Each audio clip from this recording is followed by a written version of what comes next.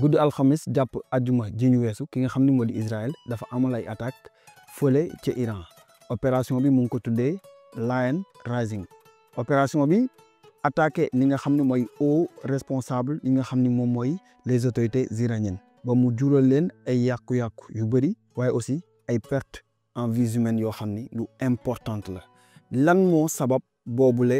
attaque ban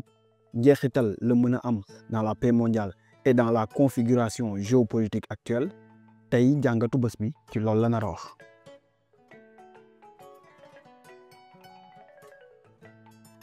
salaamaaleykum mbokk yi xarit dal leen ak jàmm ci Kor Kama TV maa ngi tudd Cheikh Ousmane Diallo militant panafricaniste chroniqueur géopolitique et journaliste citoyen fii ci chaîne bi ñoo ngi fiy waxtaanee lépp lu jëm ci Afrique information bu am solo boo xam ni war nañ ko mën a analyser waaye tamit di waxtaan ci ay chroniques yoo xam ni ci wàllum géopolitique la ci domaine bu nekk kon tey bu leen loolu yittalee abonné wu leen activer cloche de notification bi pour bañ a rater lenn ci suñuy prochaine publication tey ñu fas yéene waxtaanee li nga xam ne mooy conflit bi nga xam ne moo ngi am entre Israël ak Iran ndax alxamis bii ñu weesu ki nga xam ne moo di Israël dafa amal ab opération boo xam ni bu inédite la ndax dafa atteindre ay cibles yoo xam ni avec une précision yoo xam ni kenn mënu ko naatamle ba pare bombarder ay sites yoo xam ni ay sites nucléaires yi nga xam ni moom la Iran moom tey li ci gën a yéeme mooy précision bi ñi xam ni moom la Israël àndaleel ba rey ci ay hauts responsables yoo xam ni yu mag a mag lañ lu ci mel ni ki nga xam ni mooy le général Houssen Salami di commandant en chef des gardiens de la révolution ki nga xam ni moo di Rachet Golamali haut commandant des gardiens de la révolution ki nga xam ni moo di Abbasi Fayroudin di scientifique nucléaire et aérien directeur de l'organisation de l'énergie atomique bu Iran ak ki nga xam ni moo di Mohamed Mehdi Terachi di scientifique nucléaire muy wane à quel point Israël am capacité dóor ki nga xam ni moo di Iran ak niñ leen reyee di wane juste à quel point li nga xam ni mooy les services israéliens am benn niveau d'infiltration ci li nga xam ni moo di Iran ndax kenn mënut a xalaat Israël préparer opération bi nu mel sans pour autant mu am des informations yu précises yu xam ni yu tegu ci yoon loo xam ne dina mën a ko permettre mu def bi la opération ndax ci li nga xam ne moo di mode opératoire u Israël balaa moo def benn opération ak bu mu mënti doon da koy fekk mu wóor ko ni li muy def maîtriser na ko ndax ñoom souvent bu ñu defee ab opération du mën a doon ñaar maanaam opération bu ñuy mënti def benn yoon képp rek lay mën a doon duñ ko mën a répéter moo tax à chaque fois bu ñuy def opération day fekk mu précis looloo taxoon li nga xam ne moo di ak opération Beeper yi dafa am précision bu jéggi dayoo par rapport ak ñoom li ñu bëgg léegi tey nag ban problème la Iran war a gën a régler mooy ça fait plus de 2 ans ki nga xam ne moo di Israël à chaque fois bu bëggee attaquer Iran rey ay hauts responsables am ki nga xam ni moo di Israël da koy def sans aucun problème te loolu problème bu mag la par rapport à l'Iran qui veut incarner une puissance un leadership dans la région kon benn acte bu gën a urgent bu nga xam ni ki nga xam ni moo di Iran war nañ ko def mooy raxas seen services yi ba mën a régler seen problème mu infiltration yi leen Israël di def waaye ginnaaw bi nga xamee ni ki nga xam ne moo di Israël attaqué na Iran en moins de 24 heures 18 heures de temps kese lañ ci teg ki nga xam ne moo di Iran riposté avec plus de 500 missiles ay missiles balistiques ak ay missiles hypersoniques atteindre li nga xam ne moo di Tel Aviv mais loolu nga xam ne moo di bombardement amul impact bu jéggi dayoo wala impact bu rëy par rapport ak li leen Israël def parce que li leen Israël def ab genre humiliation la réew mu toll ni Iran bëgg nekk puissance nucléaire li war a njëkk ci puissance mooy avoir un service de renseignement performant te gis nañ depuis 2 ans les services de renseignement iraniens dañoo am ay déficit yu jéggi dayoo waaye tey gis nañ tamit ay nit yu bëri ñuy am contentement surtout fii ci Sénégal di wane ni Iran moo ngi bombarder ki nga xam ni moo ngi Israël bombarder Israël yomb na ndax Iran am na capacité yu ko may mu mën a atteindre ki nga xam ni moo di Israël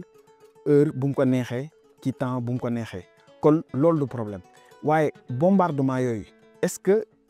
Iran mën na dem jusqu'au bout est-ce que Iran am na ay capacité militaire yoo xam ni mën na ko may ces mêmes bombardements mu dérouler ko pendant une semaine loolu war na mën a ne bu dee Iran li muy prétendre moom la doon waaye ci bombardement yooyu est-ce que Iran mën na atteindre ki nga xam ne moo di Israël ci par exemple les aéroports wala les ports parce que économie israélienne bi foofu la basé wu loolu jàpp nañ ni mën na ne waaye dafay am ay conséquences yu mag a mag a mag parce que am na yenn niveau yi nga xam ni moom la Iran di attaqué ki nga xam ni moo di Israël États-Unis di allié historique bu Israël day obligé réagir ba pare wàcc sur le terrain te loolu noonu ça profite à ki nga xam ni mooy Benjamin Netanyahu parce que Benjamin Netanyahu moom objectif am mooy créer le chaos dans la région pour mën a exister politiquement Netanyahu dafa soxla li nga xam ni mooy guerre tout le temps pour mën a wax israéliens yi man kat je suis le meilleur pour vous défendre des menaces existentielles comme li nga xam ni moo di Iran li nga xam ni moo di Syrie et cetera kon tey li nga xam ni moo di attaque iranienne yi bu continuer dafay obligé ki nga xam ni moo di États-Unis mu agir te loolu la Benjamin Netanyahu bëgg ndax ak Israël lu mu am arme nucléaire mënul am capacité détruire carrément ki nga xam ni moo di Iran alors que Iran am na capacité wu détruire ki nga xam ni moo di Israël sauf que conséquences yi mooy wax ji ndax ki nga xam ni moo di Iran lu mooy ñetti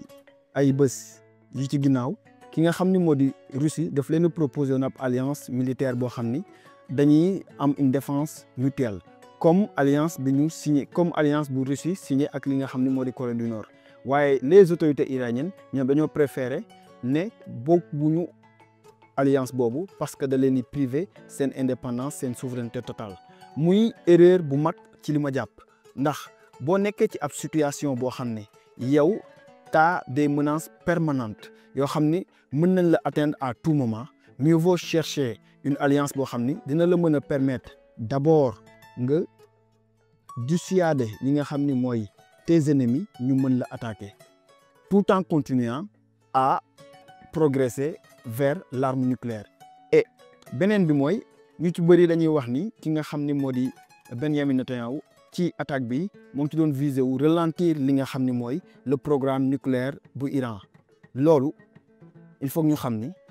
ak Israël lu mu mënti def ñu mu mënti rey site yu mu mënti bombarder le programme nucléaire iranien dara mënu ko tee am ndaxte c'est assez bien protégé et c'est assez bien en avance par rapport ak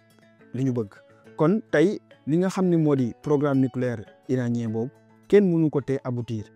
ndax ça fait ay at ki nga xam ni moo di Iran nekk ci te am na avancé yu mag a mag a mag a mag a mag ndax programme nucléaire li ci gën a compliqué mooy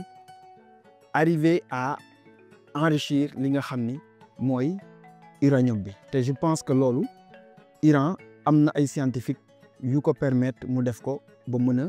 am li nga xam ni mooy arme nucléaire léegi nag conflit bi dafay am ay retombées économiques yu doy waar ay conséquences yu jéggi dayoo ndax déjà gis nañ ni barilu pétrole bi yéeg na waaye ki nga xam ni moo di Iran moo ngi menacé fermer li nga xam ni mooy le détroit d'Ormuz te loolu bu ko defee jàpp nañ ni ab casus belli la pour li nga xam ni mooy États-Unis attaqué leen ndax boobaa day pénaliser li nga xam ni mooy économie mondiale bi yëpp ndax détroit boobu dafa am solo bu baax a baax a baax a baax dans l'espace maritime et dans le commerce international kon tey li mat a xam mooy conflit bi ak lu mu mënti yàgg-yàgg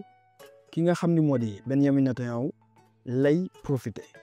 conflit bi lu mu gën a yàgg li nga xam ni moo di Russie moom tamit di ci gagner ndax prix pétrole bi bu yéegee Russie dafay gën a am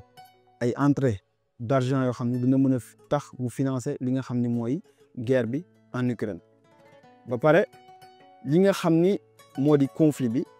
day tax ñu xaw a fàtte tuuti ki nga xam ni mooy bombardement yi nga xam ni moo ngi am fële ca Gaza ay plus de 15 000 xale di fa faatu te muy ay mbir yu jéggi da yoo xam ni ça fait 2 ans muy durer léegi nag li mët a xam rek mooy ki nga xam ni moo di Iran il n'a pas du tout intérêt à ce que mu continuer di attaquer ki nga xam ni moo di Israël bala muy attaquer des zones stratégiques yoo xam ne dana inciter ki nga xam ni mooy les États-Unis yu dugg ci waaye tamit ki nga xam ni moo di Israël war na xoolaat bu baax a baax nu muy attaquer Iran ndax Iran wane na ni li nga xam ne moo di défense am du dôme de fer bi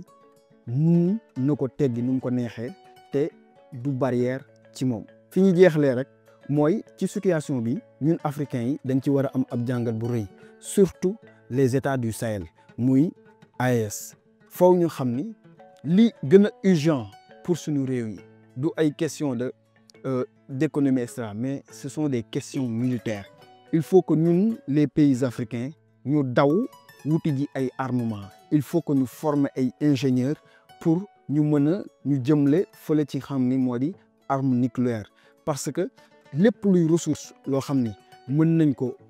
am pour defar li nga xam ni moo di arme nucléaire am na fii ci Afrique kon li ci des mooy fexe ba former des ingénieurs capables d'enrichir l'uranium capables de nous fournir des armements yoo xam ni dina tax ba ñun ñu mën a am protection bu ñu war parce que ak koo mënti am ak alliance ak lu mu yàgg du durer l'éternité gis nañ fi exemple Syrie Bachar al-Assad ak la protection russe fi mu mujjee mooy li nga xam ni moo di terroristes yi mujjee nañoo récupérer réew mi kon tey li ñu mën a def mooy ñun africains yi mooy ñu xam ni la question de sécurité mënuñu ko négliger et comme le disait Cheikh Anta Diop la sécurité précède le développement il ne peut y avoir de développement sans la sécurité kon tey mbokk ya xarit yi loolu lañ leen indiloon ci li nga xam ne mooy jàngatu bés bi di leen jox di dédee ba beneen yoon ci beneen sujet jaa ngeen jëf